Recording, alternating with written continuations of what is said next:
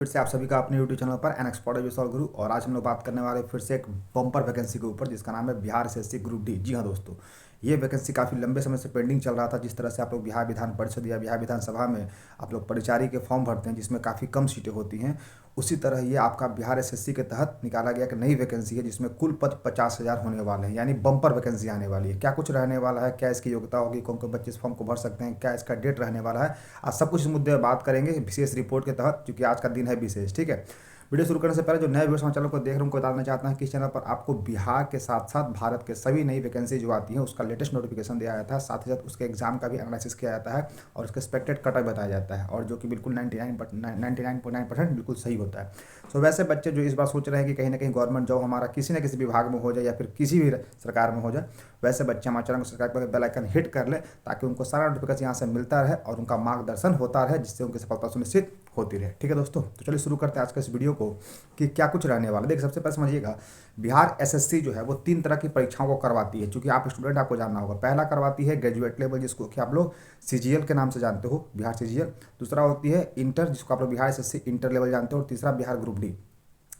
Bihar group D की बात करते हैं तो ये वैकेंसी काफ़ी लंबे समय से पेंडिंग थी। अगर आप लोगों को पता होगा तो 2012 से पहले, यानी तो लास्ट 2012 तक इसका एग्जाम हुआ था। 12 के बाद बिल्कुल पेंडिंग, 10 साल तक ये पेंडिंग पड़ा हुआ था। उसके बीच में अगर फॉर्म भी आया था तो वो फॉर्म जो था वो उसका एग्जाम नहीं हो पाया था। मतलब पहले जो था उन 12 से पहले तो एग्जाम ही नहीं होता था, केवल फॉर्म भरिए और ज्वाइनिंग कीजिए। 12 के बाद और 19 तक क्या हुआ कि कुछ कुछ जो फॉर्म भरे गए थे उस फॉर्म में कुछ लोगों का ज्वाइनिंग हुआ था, कुछ लोगों का नहीं हुआ था, जिसके रिगार्डिंग कोर्ट में केस हुआ था। अब बात था कि जब तक उन व्यक्तियों का ज्वाइनिंग नहीं होता है तब तक तो नया वैकेंसी आएगी नहीं। तो उसी के रिगार्डिंग एक नई सूचना कल के डेट में, यानी कल जो 15 जनवरी था, कल के डेट में सूचना आई थी। और जब तक वो वैकेंसी क्लियर नहीं हुई तब तक ये 50,000 वैकेंसी नहीं आई। 50,000 प्लस वैकेंसी आनी है, इस बात की मैं गारंटी दे रहा हूँ। लेकिन क्या कुछ रहने वाला वो देखिए, आपको इस सूचना में दिखा रहा हूँ मैं। कल का ये जो बिहार कर्मचारी चयन आयोग का जो रिपोर्ट है उसमें देखिएगा, ये 12 जनवरी 2024 का रिपोर्ट था जो कि कल के डेट में निकाला गया था। इसमें क्या लिखा हुआ है, ध्यानपूर्वक पढ़िएगा। इसमें लिखा हुआ है यहाँ पर पॉइंट नंबर 1, थोड़ा और जूम कर देता हूँ, ध्यानपूर्वक देखिएगा।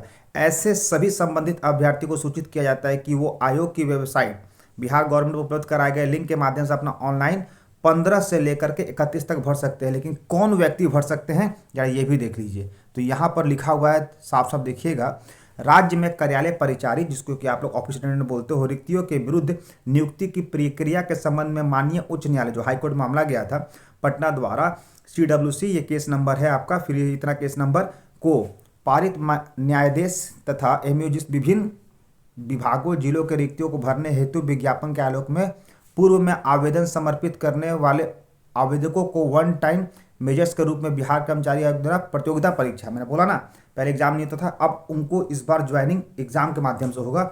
अब क्या था कि पहले ये ग्रुप डी की वैकेंसी 8 पर भी था, यानी जो मतलब जो क्लास 10 तक पढ़े थे उनका भी होता था और क्लास जो 8 तक पढ़े थे उनका भी होता था।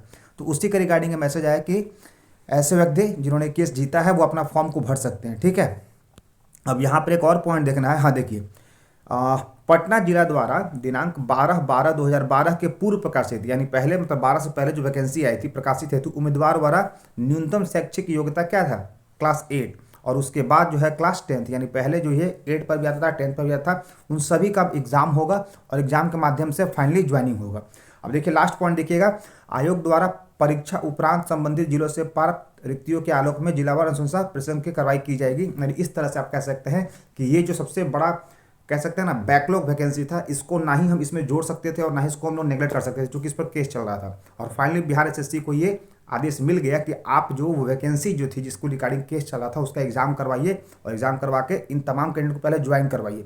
हालांकि ये कुछ ही सीटें हैं, 4 से 5 हज़ार सीटें हैं जिनको ज्वाइन करवाना है। और इसका ज्वाइनिंग यानी इसका एग्जाम कंडक्ट करवाते ही बिहार एसएससी जो है वो 50,000 पदों पर आप लोग की परिचारी की वैकेंसी लाएगी। तो आप लोग बिल्कुल इसके लिए तैयार रहिए, क्योंकि इसकी भी सिलेबस वही होती है जो आप लोग बिहार विधानसभा या फिर बिहार विधान परिषद का कार्यालय परिचारी का देखते हैं। ठीक है दोस्तों, तो मैंने सोचा कि आप लोग को ये वीडियो पहले बता दिया जाए ताकि आप लोग मन में एक उत्साह रहे कि अगर किसी कारणवश बिहार विधानसभा या बिहार विधान परिषद में नहीं भी हुआ तो सेम सिलेबस पर आपकी एक अच्छी वैकेंसी आपके सामने आने वाली है। बात करते हैं कि कब तक आने वाली है, तो ये आपकी वैकेंसी मोस्ट प्रोबेबली मतलब 99.9% अप्रैल के फर्स्ट वीक तक दिख जाएगी, जो कि आपके लिए काफ़ी एक सुनहरा अवसर रहेगा। ठीक है दोस्तों, तो ऐसे इंटरेस्टिंग फैक्ट के लिए बने हमारे चैनल पर एन एक्सपर्ट सॉल्व गुरु और ये वीडियो अपने उन दोस्तों को शेयर कर दिए जिनकी योग्यता अभी के क्लास में 10th या 12th है और जो बिहार सरकार में एक नई वैकेंसी की या अवसर की तलाश कर रहे हैं। ठीक है, सो जय हिंद, जय Bharat, that's all, thank you.